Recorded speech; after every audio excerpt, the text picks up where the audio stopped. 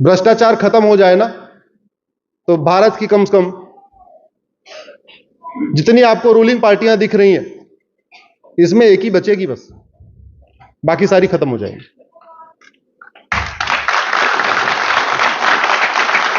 हां, भ्रष्टाचार खत्म, बंगाल में टीएमसी खत्म, आ गया बीजेपी का राज।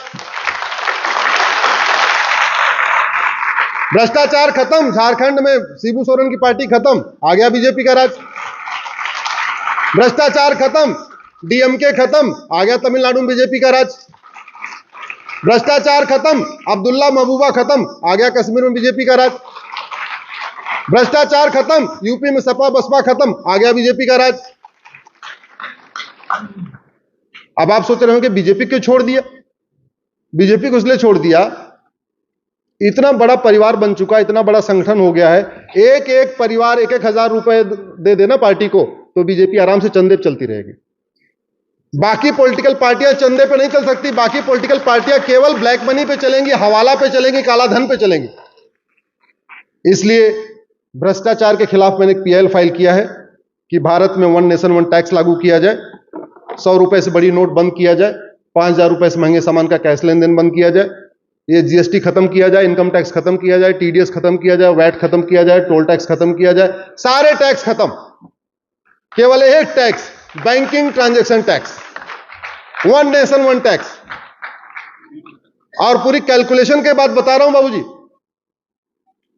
केवल 1% देना है। जब जब आपको ऑनलाइन ट्रांजैक्शन करना है तो 100 रुपए का सामान खरीदना है तो आपको 1 रुपए देना है, 1,000 का सामान खरीदना है तो 1,010 रुपए देना है, 1 लाख का सामान खरीदना है तो 1,01,000 देना है, 1 करोड़ का सामान खरीदना है तो 1 करोड़ 1 लाख देना है। ना आपको टीडीएस देना, ना जीएसटी देना, ना इनकम टैक्स देना, ना वैट देना, ना टीडीएस देना। व्यापारियों के लिए टेंशन खत्म, नहीं तो आए दिन कभी जीएसटी इंस्पेक्टर परेशान करते हैं, कभी जीएसटी कमिश्नर परेशान करते हैं, कभी कोई और परेशान करता है, कभी कोई और परेशान करता है, कभी इनकम टैक्स वाले नोटिस भेज रहे हैं, कभी कोई नोटिस भेज रहा है। और आपको यह भी बता दूं, ये जितना टैक्स वसूलते हैं ना, उसका आधा तो टैक्स वसूलने वाले डिपार्टमेंट के वेतन भत्ते पे चला जाता है। जैसे जीएसटी डिपार्टमेंट जितना जीएसटी कलेक्ट करता है ना, उसका आधा जीएसटी के चपरासी से लेकर कमिश्नर तक के वेतन भत्ता गाड़ी बंगले पे खर्च हो जाता है। जितना income tax department income tax collect करता है, उसका आधा इनकम टैक्स के अधिकारियों कर्मचारियों के वेतन भत्ते गाड़ी बंगले पे चले जाते हैं। जब टैक्स खत्म तो डिपार्टमेंट खत्म, जब जीएसटी खत्म तो जीएसटी डिपार्टमेंट खत्म, इनकम टैक्स खत्म तो इनकम टैक्स डिपार्टमेंट खत्म, सेल टैक्स खत्म, सेल टैक्स डिपार्टमेंट खत्म, वैट खत्म, टीडीएस खत्म, सारे खत्म। पहले यह संभव नहीं था, आज की डेट में संभव है, क्योंकि आज की डेट में इंफ्रास्ट्रक्चर मजबूत हो चुका है। 225 करोड़ बैंक खाते खुल चुके हैं, 51 करोड़ जनधन खाते खुल चुके हैं, 130 करोड़ आधार बन चुके हैं। मैं करप्शन इसलिए चाहता हूं ये जड़ से खत्म हो जाए कि सनातन संस्कृति के लिए जो सबसे बड़ा खतरा है वो करप्शन है। ये पॉलिटिकल पार्टियां हमें जाति के आधार पर बांटती हैं, जाति का अफीम खिला खिला के बांटती हैं। क्यों? क्योंकि उनको सत्ता चाहिए। सत्ता क्यों चाहिए? लूटने के लिए, सेवा करने के लिए सत्ता नहीं चाहिए। ये भाषा के आधार पर बांटती हैं। क्यों सत्ता चाहिए? सत्ता क्यों चाहिए? लूटने के लिए। जब ऐसा सिस्टम हो जाए कि सत्ता मिलकर भी लूट नहीं पाएंगे, पहली बात चुनाव नहीं लड़ पाएंगे, खर्चा ही नहीं कर पाएंगे। इतना बड़ा उनके कैडर नहीं कि कोई चंदा उनको दे के उनको कोई चंदा, वो तो डरा धमका के चंदा ले लेते हैं, तो उनको कोई चंदा देने वाला नहीं है। मेरा यह मानना है कि एकल अभियान इस मामले में भी अपनी भूमिका अदा कर सकता है। तो फिर से अंतिम बात मैं रिपीट करता हूं, कहीं मिस ना हो गया हो। फेसबुक पे जोड़िए, अधिक से अधिक जोड़िए। न भाषा देखिए, न क्षेत्र देखिए, न जाति देखिए। जाति भाषा क्षेत्र से ऊपर उठ के सबको अपने फेसबुक पे जोड़िए। आप जहां नहीं है वहां तो आप ही हैं, जहां सरकार नहीं है वहां तो आप ही हैं, लेकिन पूरे देश को पता चले कि एकल क्या कर रहा है। और जहां जहां राम रथ जाए उसमें हनुमान जी की मूर्ति जरूर रखिए अपने साथ।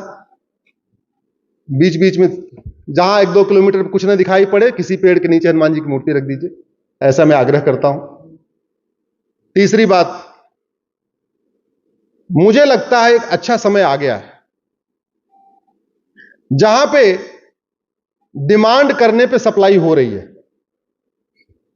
जहां डिमांड पे सप्लाई हो तो डिमांड थोड़ा बढ़ाना चाहिए, नहीं बढ़ाना चाहिए। तो डिमांड करते रहिए, समान शिक्षा की डिमांड करिए, समान नागरिक संहिता की डिमांड करिए, घुसपैठ नियंत्रण कानून की डिमांड करिए, जनसंख्या नियंत्रण कानून की डिमांड करिए, अश्लीलता नियंत्रण कानून की डिमांड करिए, नशा तस्करी के खिलाफ कठोर नियंत्रण कानून की मांग करिए। और अल्टीमेटली जैसे वित्त मंत्रालय का काम है अच्छी वित्त फाइनेंस पॉलिसी बनाना, ऐसे कानून मंत्रालय का काम क्या होता है? अच्छे कानून बनाना। हमारे देश में एक्चुअली क्या हुआ, प्रैक्टिस नहीं हुई। जैसे हमारे देश के रक्षा मंत्री तो विदेश के रक्षा मंत्री से मिलकर रक्षा पे बात करते हैं, हमारे देश के वित्त मंत्री दूसरे अमेरिका के वित्त मंत्री से मिलकर वित्त पे बात करते हैं। लेकिन दो डिपार्टमेंट को कभी मैंने देखा नहीं, ना मैंने भारत के शिक्षा मंत्री को सिंगापुर के शिक्षा मंत्री, जापान के शिक्षा मंत्री, अमेरिका के शिक्षा मंत्री से बैठ के आपस में शिक्षा पे आदान प्रदान करते नहीं देखा।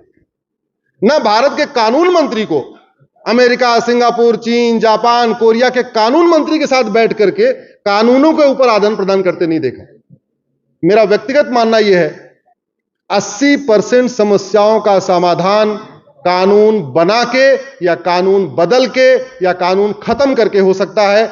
और कानून बदलने, कानून बनाने, कानून खत्म करने की कोई लागत नहीं होती।